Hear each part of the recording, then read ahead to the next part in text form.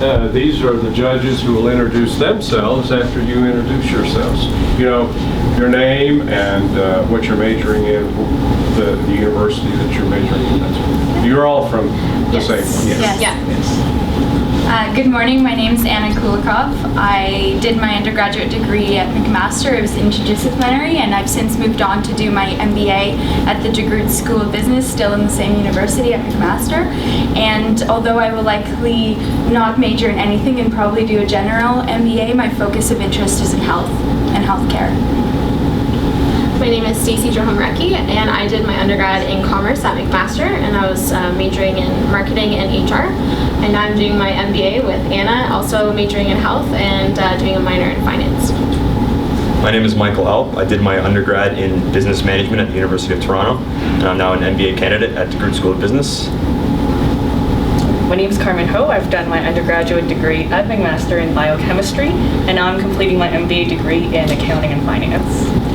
Hello everyone, I'm Shankar. I did my undergrad in India in mechanical engineering. So right now I've just completed my MBA from DeGroote School of Business, majoring in supply chain management. Okay, judges? Beverly Huff. I'm the compliance manager at Western Refining Inc. I'm Stacey Baker. I am the Ethics and Compliance Facilitations Manager at Apollo Education Group. Ron Sable, I chair the Center for Leadership Ethics Board at the University of Arizona. Okay. How this works is you have a timer. Have they showed you how to use this? I did. Okay, good. It's very hard. Press the start button. And I have one too. Okay. And in this, in your presentation, you'll have 30 minutes, and then we'll put it on a 20-second timer, and you'll have 20 minutes for questions and answers with the judges who will be playing a role, which you're about to tell them what it will be. And then afterwards, there'll be some time for some feedback from the judges. So if they have any helpful, constructive criticism, it might help you tomorrow when you go into the 10-minute and 90-second. Okay? My name is Mike Hoffman. I'm called an Uber judge in this thing. I don't know what that is. It's my first time. I'm as new with this as you all are. So we'll all be learning together. You have now approximately 30 seconds before we hit our timers to tell the judges what you would like, what role you'd like them to play. 1 second, if anybody has cell phones on, this might be a good time. Good idea. Please, go ahead. So you as judges are the senior management team at HP, and we are external consultants from DeGroote Consulting who have come in today to speak to you about the most pressing ethical issue in 2014 going forward. Any questions from the judges about what your role is? You all in agreement is that's what they should be doing? Yes. Yeah. Okay, are you all ready? Yes. Let's hit our timers.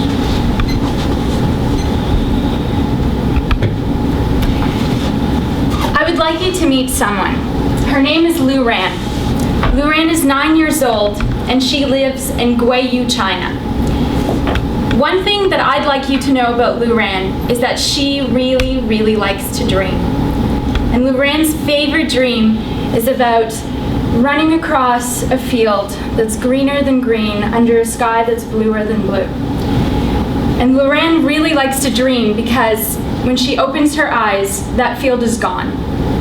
In its place are rolling hails of trash, broken electronics, computers, cell phones, printers that litter her landscape and are transported to developing countries in order that low-wage workers like Lu Ran and her mother pick them apart and process them. In order to scrape a livelihood, Lu Ran and her mother spend 14 grueling hours a day picking apart broken electronics with their bare hands, exposing themselves, inhaling and touching materials that ultimately make them very sick and dramatically shorten their lifespan. Unfortunately, Lu Ran and her mother are not the only ones. There are workers in other places in China, in Pakistan and India, in Ghana, in Kenya, and other cities in Africa. In her hometown of Gweyu, 100,000 workers are directly affected by e-waste. Indirectly, through the ambient pollution, are 200,000 people affected. What does this mean globally? Globally, it's a dramatic number. Globally, it's millions.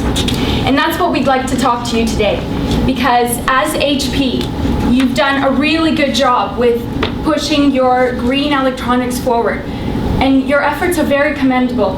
But unfortunately, it's not enough, because your products are still winding up in places like Gweyu all over the world and directly and indirectly harming people. Good morning, ladies and gentlemen. My name is Anna, and I would like to introduce you to our team from DeGroote Consulting, who's going to be talking to you about the most important ethical issue for HP going forward. I've got here Stacy, Sankar, Carmen, and Mike. So, what is the current problem? The current problem is that there's large-scale backyard recycling operations that are done by the informal sector.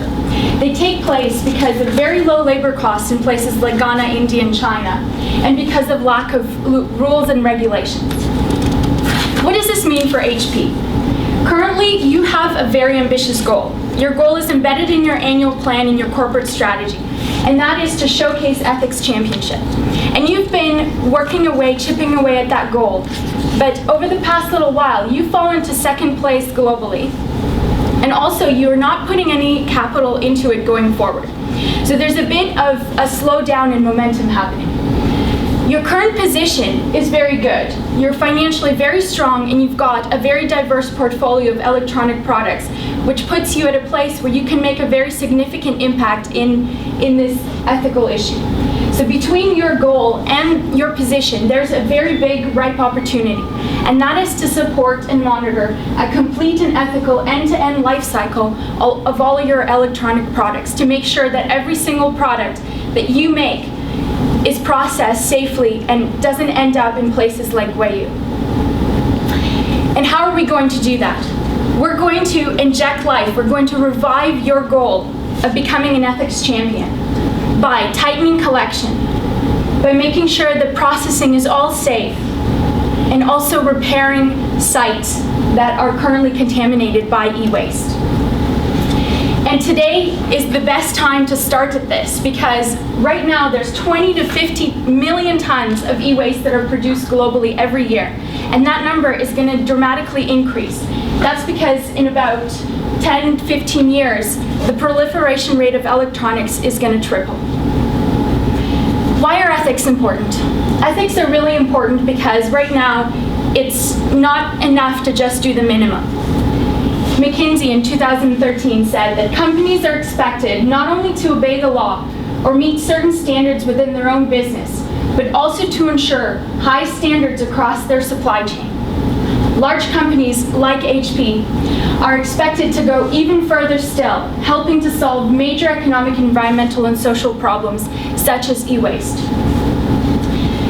Ethics is also really important to consider, and our CPR framework is really important to start thinking about adopting and implementing, because we want to exceed consumer investor expectations, and we want to develop an ethical competitive edge. So we want to bring ourselves back to that #1 spot.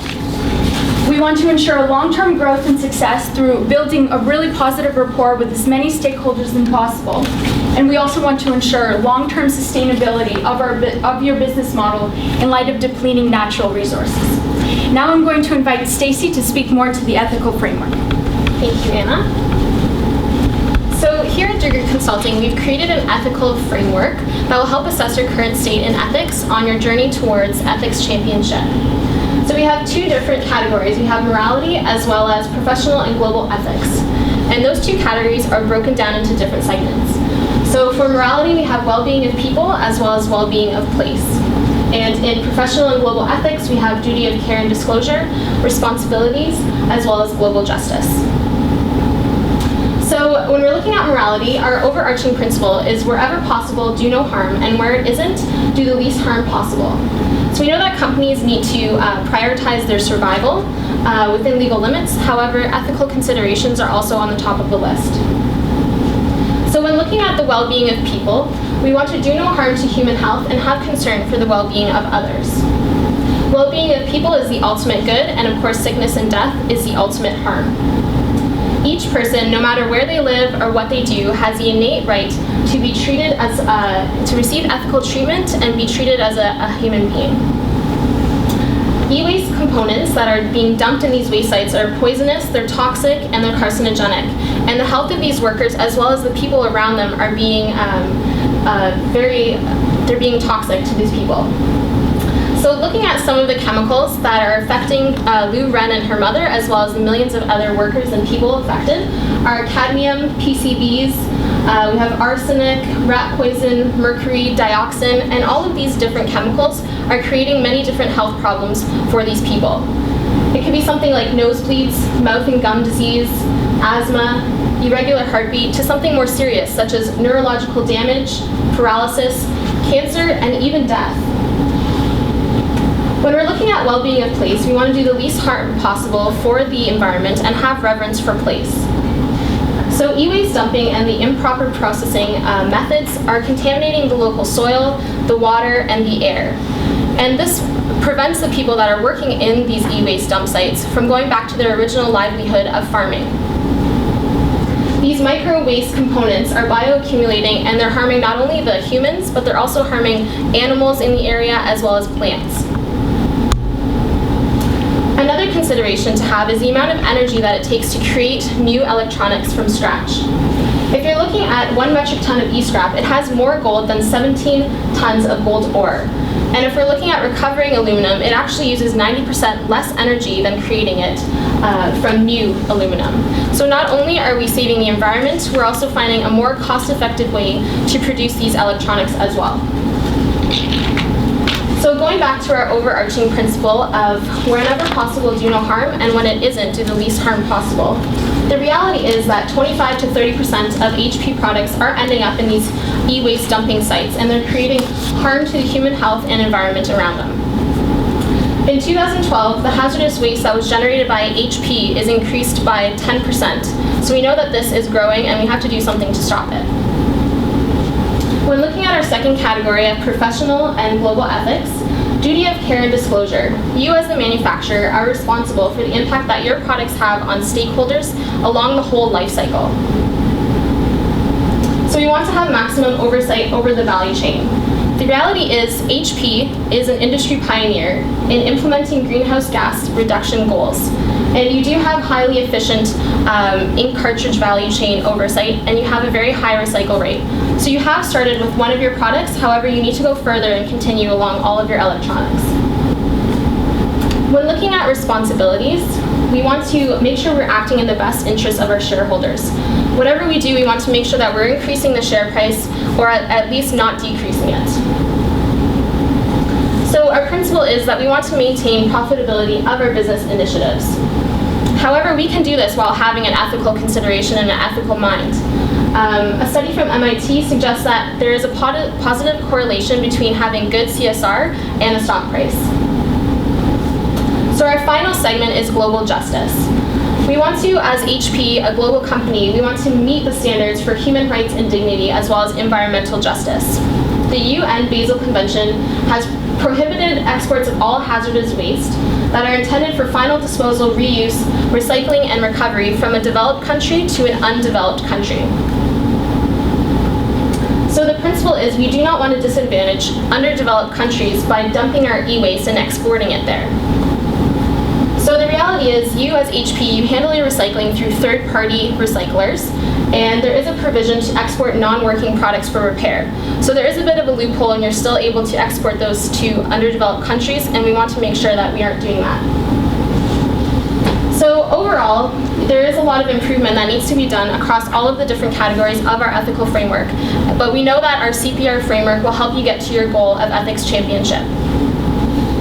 And now Sankar will discuss some of the legal considerations. Thank you, Stacy. Now that we have taken a look at the ethical framework, what are the legal considerations that HP needs to keep in mind moving forward?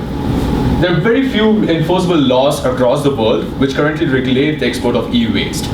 There are some exceptions though.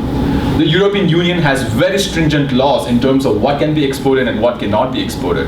However, when it comes to North America and US in specific, there are no US federal laws that govern the export of these e-waste to developing countries like India or China. However, there's a recent global push to regulate these e-waste, and manufacturers like HP should be really ahead of the curve in terms of taking initiatives and following the strictest countries' rules so that they stay ahead of the edge.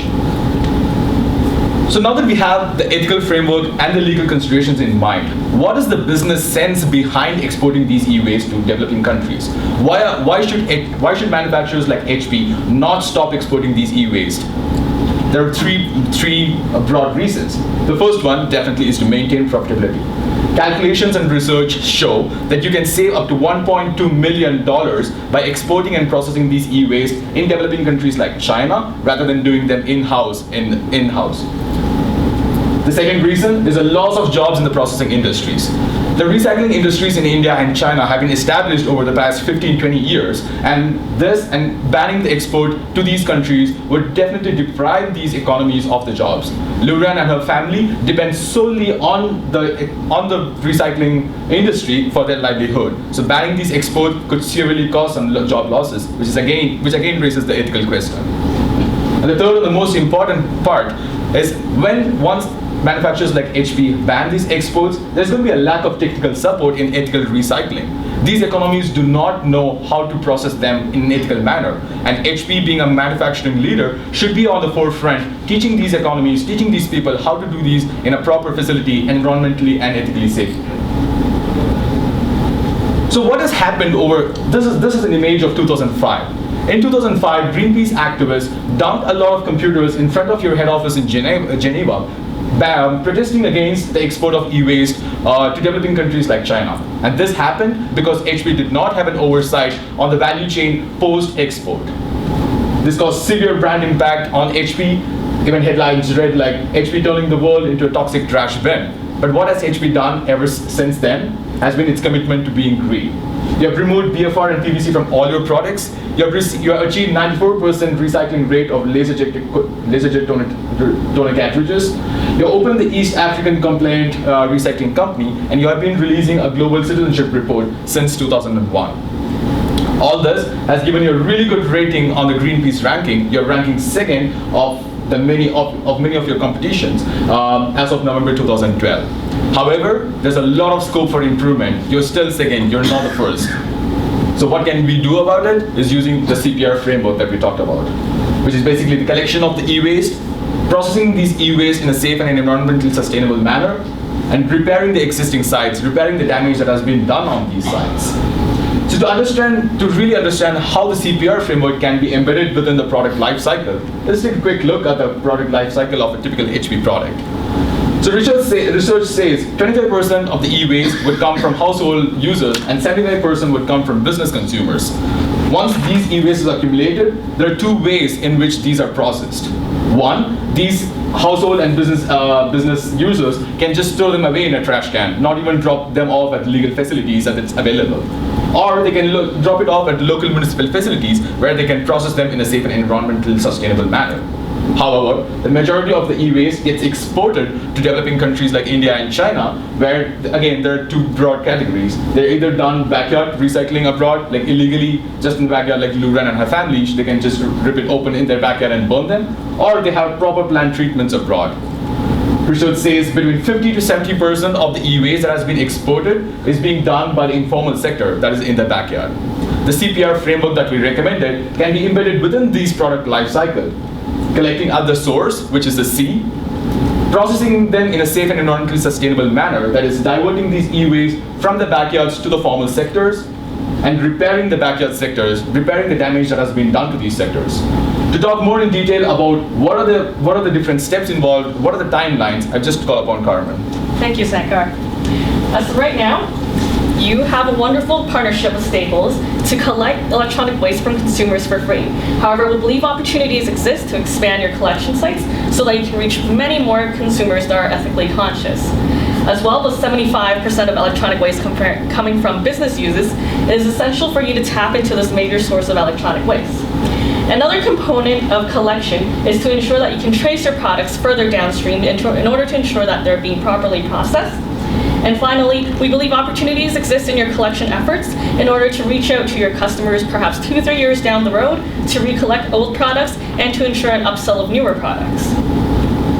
What we recommend in the short term is that you collaborate with 5 local university federations through which you can reach multiple universities, as well to target your top 20 business customers in order to let them know of your collection efforts.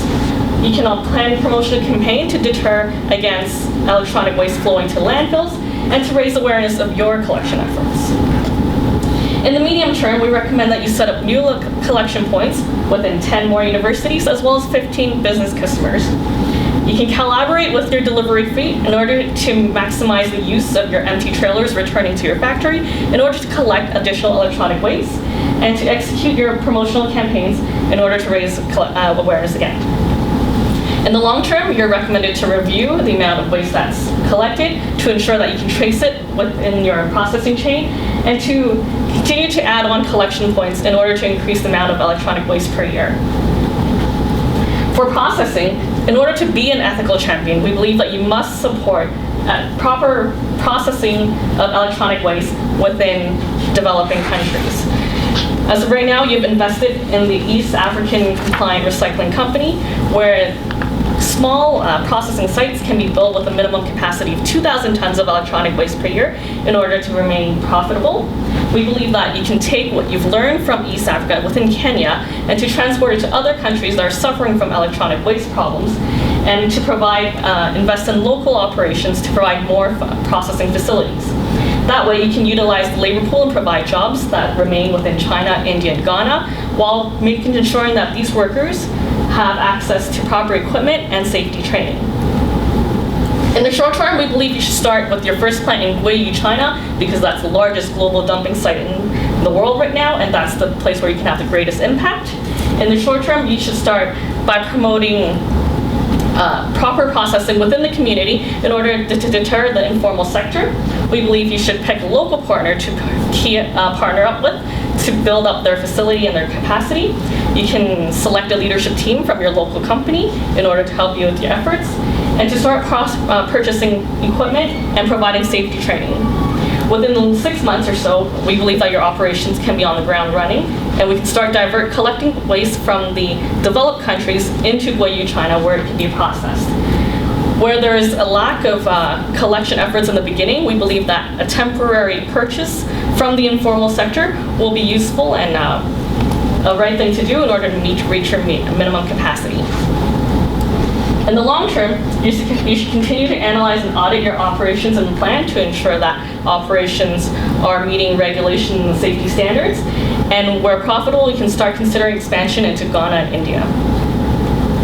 For collection efforts, as we've mentioned, there's a lot of contamination into the soil and water sources.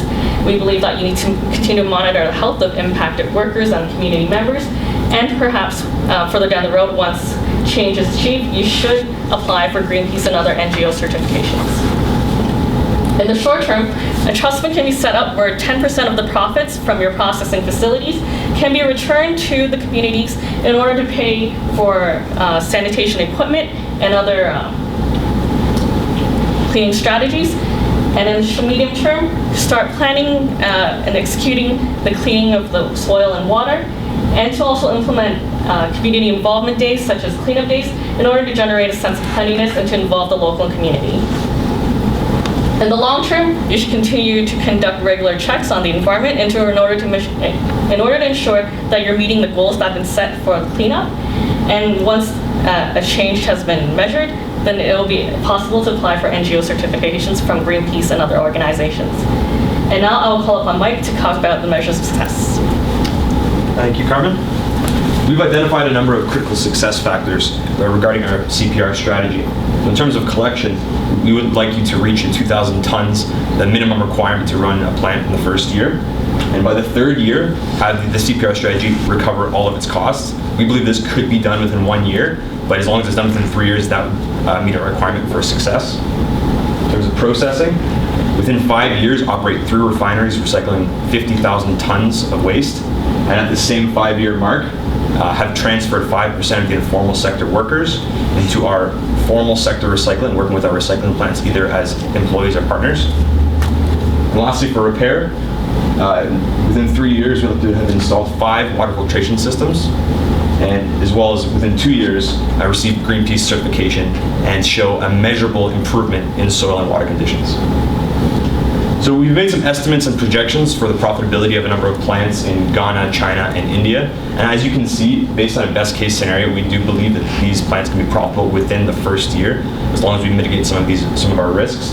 And within 5 years, they can be as profitable as $42 million per year, which would be invested back into the process, as well as into our environmental initiatives in these areas. So I mentioned the risks that we must be controlling. These are important not only to reach our financial goals, but as well as our ethical goals. So our collection risks include the increased cost to the consumer, as well as a lack of waste for recycling profitability. We will mitigate this by creating a framework of governance with our recycling partners, in which we will ensure that they're not only following HP's regulations, but doing so in a cost-efficient manner. And as well as we believe you should be creating buying agreements with the informal sector. The benefit here is twofold. It helps you reach your capacity for your plants, and it also sort of skims a little bit off the top of the waste that would otherwise have been recycled in the informal sector ways.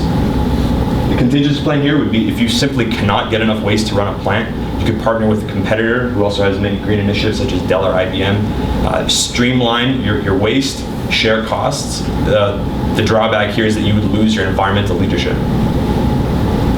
In terms of processing risks, there's the risk of a price drop of the raw materials or poor reception from HP's customers. So HP is actually already hedged against the price fluctuations. As they are a manufacturing company, the price of the raw materials goes down. They save money on that end, although they will lose money on the recycling end. This goes both ways. HP can also integrate their responsible collection into their marketing, just really to show your customers you are not simply sending your garbage off to China or Ghana. You are actively trying to increase the standard of living of the people living in these places. The contingency plan would be to limit operations just to China, as opposed to India or Ghana. China is seen as less of a developing country, more of a developed country, and it'd be less vulnerable to changes in price because of its large manufacturing sector, which has a very large need for raw materials. Lastly, mitigation of repair risks. The failure to keep up with damage done by the informal sector, as well as the inability to get certification from Greenpeace. We believe one way to mitigate this would be to aggressively promote your recycling within the areas that your plants are operating, so the consumers, the informal sector workers, and governments know that this is an easy way of doing this recycling business, and it's also feasible, and this is sort of the way of the future. Our contingency plan would be, say if HP is just unable to meet their promises of increasing the standard of living of these people, instead of working alone, they can act as an educator to lobby the governments, consumers, and competitors to say, this is what we're doing, this is how you can help. And so you'll still be seen as a leader and pushing forward to make the world a better place. So I would now like to call Anna back to discuss our summary and conclusions. Thank you, Meg. I'd like to take you back to Luran, a 9-year-old girl in Guiyu, China. As HP, 25 to 30% of your electronics are ending up in places like Guiyu and hurting people like Luran and her parents. An ethics champion would not stand for 25 to 30%. An ethics champion would stand for only 0. 0% of your electronics are going to hurt people in place. This is why today is the right time to adopt and implement the CPR framework. Because you as HP want to be the number one ethics leader in taking care of the well-being of people, well-being of place, and setting standards for duty of care, for professional responsibilities, and for setting the standard for global justice. It's not enough to just have satisfactory. You want to showcase ethics championship, and that's what the CPR framework will help you to do. I'm now going to leave you with that thought and invite our team back on to open the floor to questions. Okay. Catch your breath. We're going to put this on. You want to set yours for 20 minutes? Don't start it yet.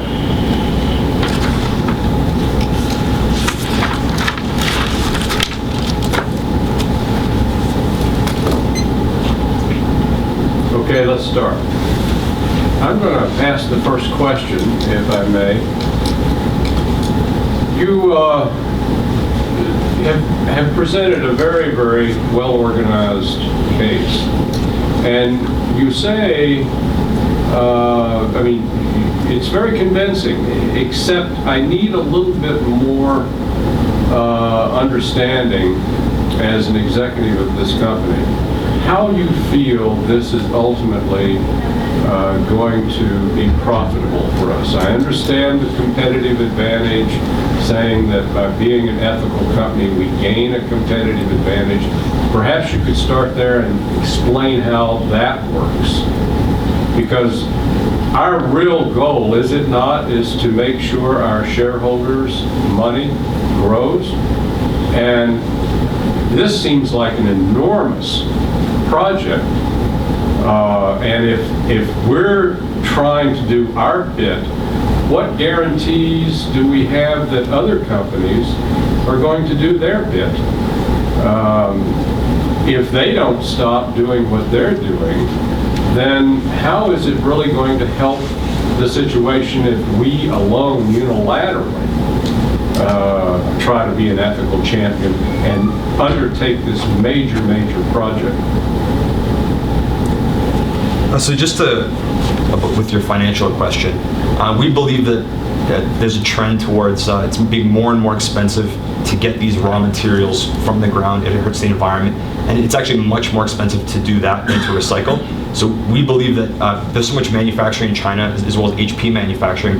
This is a tremendous opportunity to build these recycling plants within China, and not only will it help the area, but it will be extremely beneficial for these plants. The goal would be eventually to get most of your raw materials from these recycling plants, rather than having to source them from mines and whatnot, which are extremely expensive. I'd like to be more, maybe a little more specific. So, is it costing us, or are we profitable in the recycling sector today? Okay, 1. 2, if we implement everything you've recommended, to your point, what is it going to cost, and what do you see as the profitability once we get it in place? So we believe that this will actually be profitable within the first year, just because we will be able to take this. It's essentially the inputs, the raw materials that we're taking are almost free, because companies are trying to get rid of them. So if we're able to take that as an input, recycle it, and then use it to go into our manufacturing, we'll be saving tons of money that would otherwise have been spent on sourcing it from the mines. But recycling and the refining, you're talking about building a refinery. Yes. That is not our business, So that's a lot of capital that we have to kick out into a business that is not within our line. Is this adding new workforce? I mean, you talked about partnering with that may work, but this goes back to how you first started, which as an executive I like to understand is the goal is to do no harm, but how do you delineate between the doing no harm and where not possible we're doing the least amount of harm? Because to the point of the shareholders, the company is, we're governed by bring returns to the shareholders. Okay, so currently we are in alliance with a bunch of different companies in the East African recycling plant, and that's how we're going to learn about what we can do to move this recycling plant to different locations. So we are currently in alliance with a lot of different companies to make sure we're minimizing our capital investment into that plant. So once we learn our lessons from that, we would like to move it to the different recycling plants that we have. And we do know that if you have good CSR, your stock price can also increase. And we're not only banking on our good CSR, but we're also making sure that, first of all, we are having depleting natural resources. So we want to make sure that we're recycling them as much as possible. And we know that having these recycling plants in developing countries is a lot cheaper than doing it in the United States. So not only are we having less of a capital investment by doing it overseas, there's also lower wages, and we're able to recycle these materials and put them back into our electronics. So by doing that, we are saving the money, and we also are gaining the profits from having these recycling plants as well. So what you've told us, though, is that in your presentation, is we're not so much recycling as we are dumping. And So currently, you're saying that we are not socially responsible today. I think you're on the track to doing it by creating the alliance in the East African recycling plant that was just opened. It opened last year with an alliance between Dell, Samsung, among others. So you are starting to go along that line. However, there's much more that you can do. You have 25 to 30% of your materials that are ending up in these e-waste dumping sites, and you're doing it through third-party recycling. And we know that not only are you doing this because you want to be a good CSR company by having these recycling plants, but the laws are getting more stringent. So currently in the EU, the laws, you can't actually export anything to developing countries from developed countries. And we feel like these laws are going to start coming into the United States, into Canada, so eventually you won't be able to export them to developed countries. Yeah. You can't export anything from a developed country to an undeveloped country. So in terms of Now, that was your electronics, statement. yeah, to electronics in the EU, you're not allowed to export things to third-party countries that are for repair or recycle. You're actually not allowed to do it at all. It's illegal in the European Union. Yeah. So if you're anticipating the United States having these types of laws put in place in the future, and maybe Canada as well, what is, I guess, why are we looking at outside countries to start developing and ship all of this material over instead of maybe starting something here? I do understand cost effectiveness because we already have some of the materials over there. Yes. But are we looking at anything in the U.S.? Because if that type of a law does go into effect, So just to clarify, Start that was over the again. export for dumping. So you can export to bring it to a proper processing plant. Sorry if my comment. So to clarify, you can't actually send it over to a dump site, but you can send it over to process at your own plant if you're processing it properly. So you can do that. So of course, if you're doing it in the United States, it's going to be a larger cost. So we want to make sure that we're starting at the lower cost and doing it over there where there is a lot of the waste. And we also found through our research that in the developing countries, the electronics use is gaining at a much larger rate than in the United States as these countries become developed. So a lot of the waste will actually come from those developing countries. So instead of sending it back to the United States to be processed, we want to do it in the developing countries where the waste is. So we're saving the cost of the transportation, but also the cost of the wages and such, yes. So have you considered, so now we're talking going outside to foreign, and as HP, you know, we're global, right? Yes. So we have other laws that we need to take into account. For example, the Foreign Corrupt Practices Act. So now what we're talking about is we're now going into countries where we're putting these refineries that are on the CPI index, you know, they're very corrupt, okay? So, and then now we're not even just talking FCPA, we're talking UK bribery and all that stuff. So how do you, the costs are adding up, and this gets back to how do we delineate between doing no harm? Are you going to help us get to that point? Do you have a process that helps us to figure out where possible this is what we can handle as a business, risk tolerance? Help me understand that a little bit.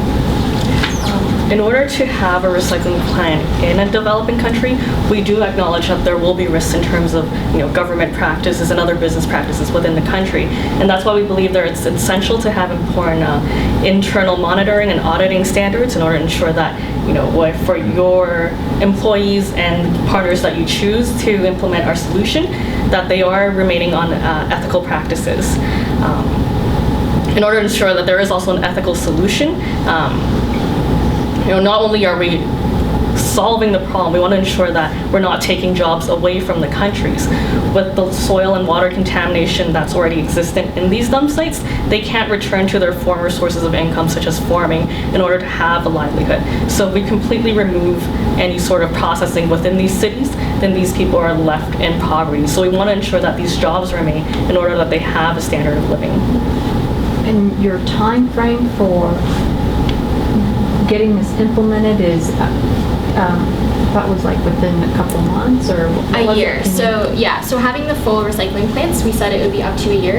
And we also have the contingency of if we feel that it isn't feasible once we start moving through the timeline, as we talked about in our risk mitigation, we will constantly monitor to make sure that we are doing something that is feasible. And the contingency would be to be an educator as well. So if we feel that we cannot take on all this risk and it's going to be more costly than we first estimated, then we can go and try and partner with different governments. So we know that Chinese government has created the Green Fence Recycling Act. So they do turn away things that are contaminated at port, and it is the cost of the company to send it back to the United States. So there are certain governments that are looking to place these laws into place, and we can also work with other companies to partner with them. So say for example Dell, and then we'll just have the risk a little bit more of a mitigation across different companies. So we can also move to the educating role if we feel that it's too risky for us. Did you look at the cost of what you described as constant monitoring? So yeah, we've looked at the cost of that as well, and we want to make sure that when we say constant monitoring, we're checking to make sure that our plan is moving along, that it's making sure that it's feasible and still profitable. So we'll be looking at the people who are actually working on that project are going to be doing the monitoring. So they're going to be monitoring themselves? Well, no, so they're monitoring whether it will be profitable. So if they feel that it's not profitable to continue, they'll be checking, and then we'll also have auditing as well. So now you have other ethical dilemmas that you're just presenting in front of me, because now they're monitoring and to make sure that that is profitable, but this then gets into, now we're in other countries, we're going to get things in there, I'm going to go and pay someone to get it in for me, or I'm going to pay it to get it somewhere else. So I don't know. How We want to work with domestic recycling partners to prevent that sort of the informal sector way of paying people off. So it's a lot to do with how we're going to audit and work with those recycling partners to sort of find a middle ground between, is this feasible in a profitable way, and just to consistently audit to make sure that they're not doing those things and this is being shipped to the right places and to the right people. So are you proposing a monitoring and oversight department being created at HP to do this, or who's going to provide the oversight, the resources involved? This is an intensive project that I'm not sure that the timeline. We strongly seems feel aggressive. that need not be a point of concern, because HP has you have your manufacturing facilities in China, you have your manufacturing facilities in the developing countries that we're talking about. So extending them to the recycling facilities, extending them having an oversight over the recycling facilities would not be really that expensive or complicated, because you already have relationships with the government. You have your manufacturing facilities there. You are making your products in China, in India, in Africa. So just extending them, making sure even the recycling is also coming under your branches should not be that complicated. And just if I can add to that, in terms of the timeline, we built our timelines based on the East African Alliance processing plant that you already have. So we are pretty sure that they are going to be feasible. So knowing what we're spending on this activity today, what is the dollar value that you see us having to spend to get it fully implemented? Within the first What is year. the source of that, of those funds that you've identified? So that would be invested by HP, although we do have projected that we would be able to recoup those costs potentially within the first year. Based on having 2,000 tons of waste being processed within this plant. And we base these costs off the East African recycling plant that you do have now in Alliance. So we've taken that plant, and we've also looked at the cost to project. There's a great deal of risk involved in this, and you've admitted that. Yes. And we don't know if other competitors are going to join with us and move forward to be ethical champions, which it's going to take, because not just one company can clean up this mess. It's got to be all of them. The financials are difficult, and we'll go over those very carefully with you.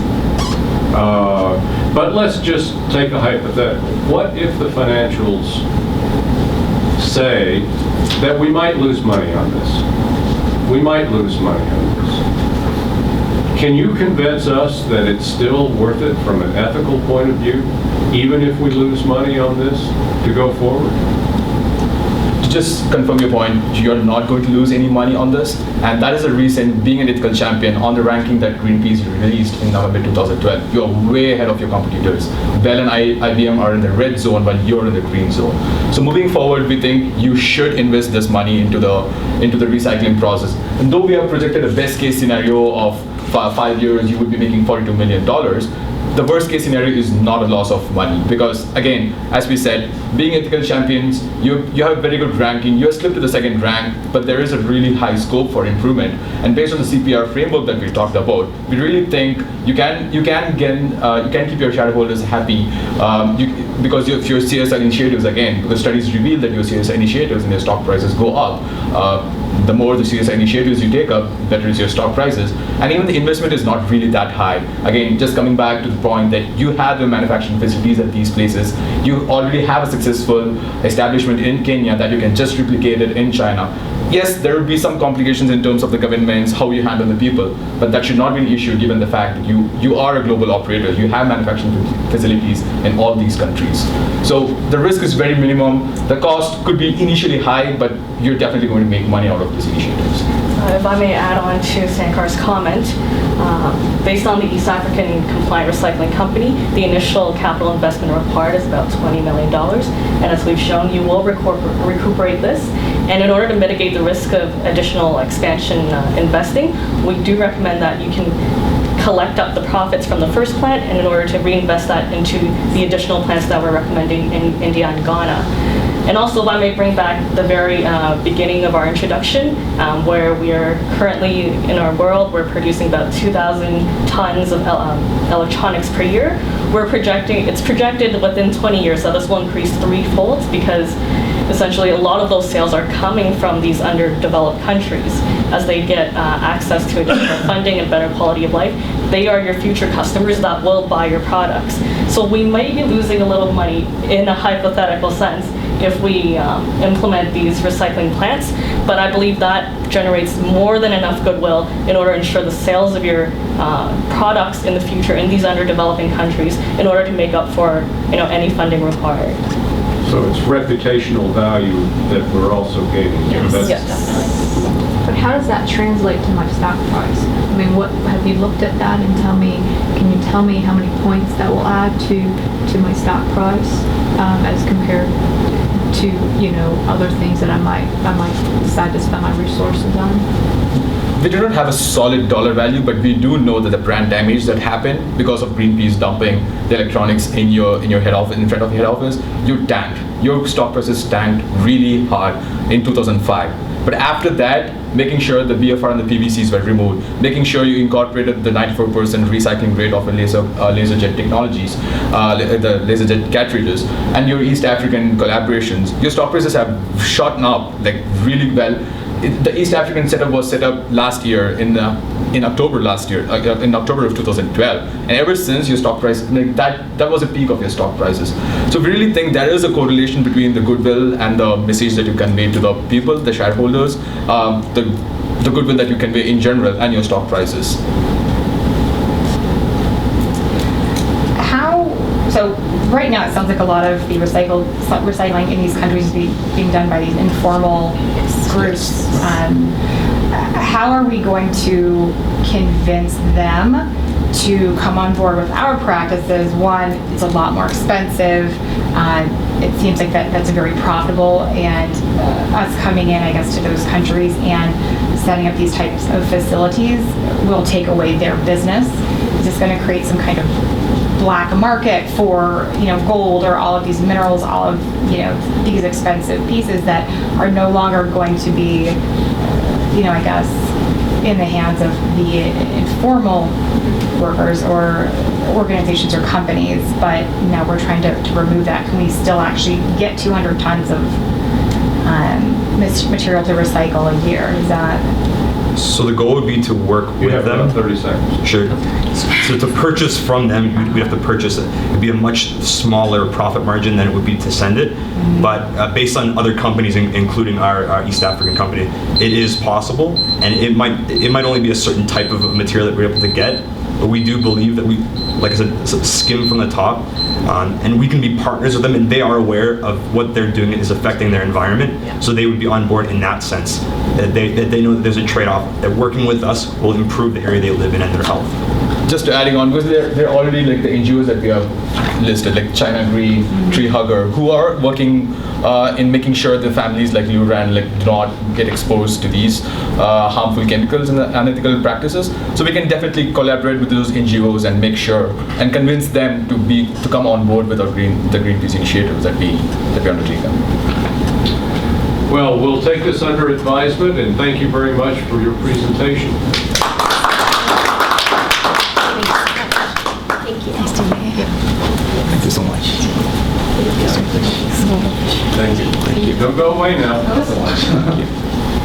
Thank you. Bye. The judges may have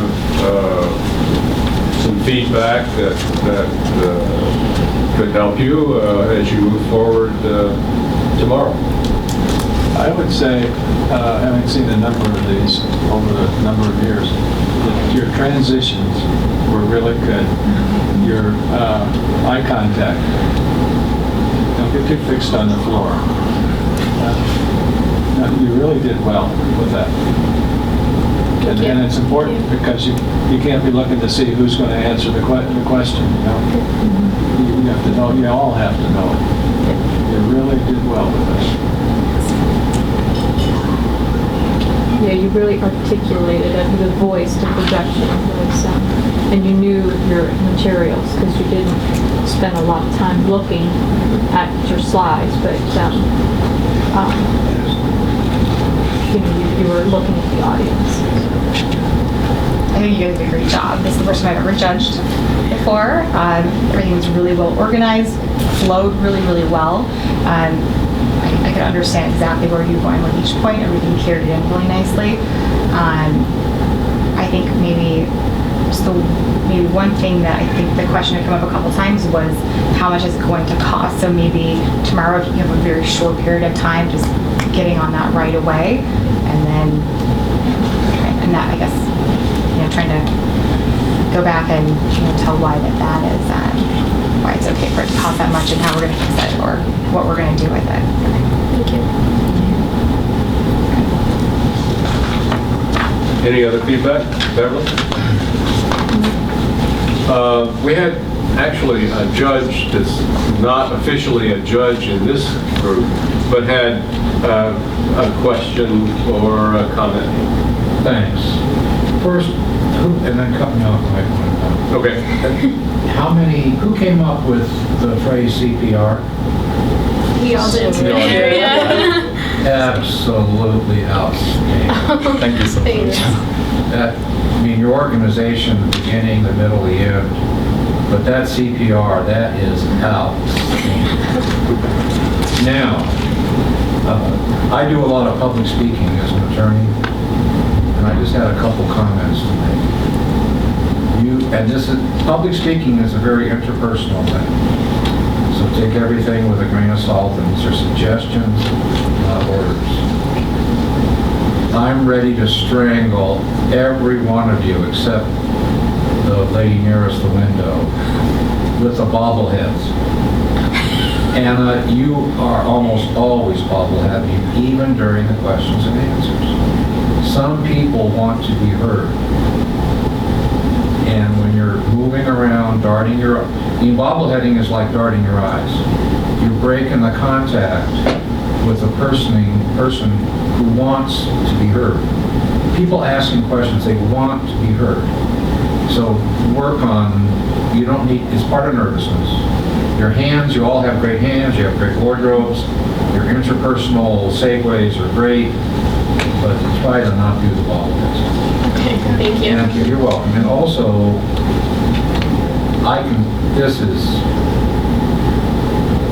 Mr. Hoffman, toward the end, asked a question about this is going to be very expensive. And the gentleman in the middle, you committed what some consider an absolute cardinal sin. You basically got in his face, and you said, no, it's not. As a consultant, you don't tell people what to do. You help them do what they want to do. And please, that's very risky to do that. And also, you absolutely said you're not going to lose money. What do you know? You're a consultant. This isn't you're not HP. Be careful with that. And then you also said to Mr. Hoffman that the cost wouldn't be that high. How do you know? And then in ethics are really hard because we're always more comfortable giving a half answer instead of confronting the truth. It's hard for people to ask ethical questions because they're half afraid of a real ethical answer. And you sort of dodged that instead of giving a first direct yes or no, or yes and no, and then explain each. You were sort of doing the political thing about like not really answering the question. Ethics requires guts and wisdom. And one good thing about life is no matter how young we are, we can always learn how to have more guts and more wisdom. Okay, thank you very much. Thanks for your advice. Thank you. I thought you all did great. I really think the comments you've heard from the judges, and this gentleman is also a judge, so it's legitimate for him to give you some feedback. Remember that as you go forward, you're not going to have as much time. And this was a beautifully prepared presentation. But the judges are going to particularly look at how you're defending the ethical responsibility of corporations to move forward in this regard. One of the reasons I asked the question, well, what if we do lose some money on this? Your answer was, well, you're not. And I think it was an appropriate concern of this gentleman. How do you know? I mean, you've already said there are risks involved. To say that we're not going to lose any money means there is no risk, at least from a financial point of view. But from an ethical point of view, if we don't move forward in this, is there a risk? You see? That angle might be worth cultivating. I know you hinted at it, and I know you talked about it, but it seems to me in your shorter presentations, maybe you need to focus a little more on that. You know, why is this an ethical imperative for HP? Not just the fact that we're going to make money on it, but that if we're going to be an ethical champion, this is what I think corporations ought to do, and why. Okay? I think focusing on that a little bit in your deliberations today before you go forward tomorrow might be worth it, because you're not going to have enough time to bring out all the repair timelines and the financial issues. Now, having said that, don't go away mad, because I thought you did a great job. And we'll see what the judges say, but thank you so much for coming and doing this. We really appreciate it, and I learned a lot. Thank you. Thank you. Thanks for your time. Mr. Hoffman, is there something, can I add something to what you mentioned about tomorrow? We all know the pressure you're under. It is huge. I'm not. That's the pressure. I don't know. Okay.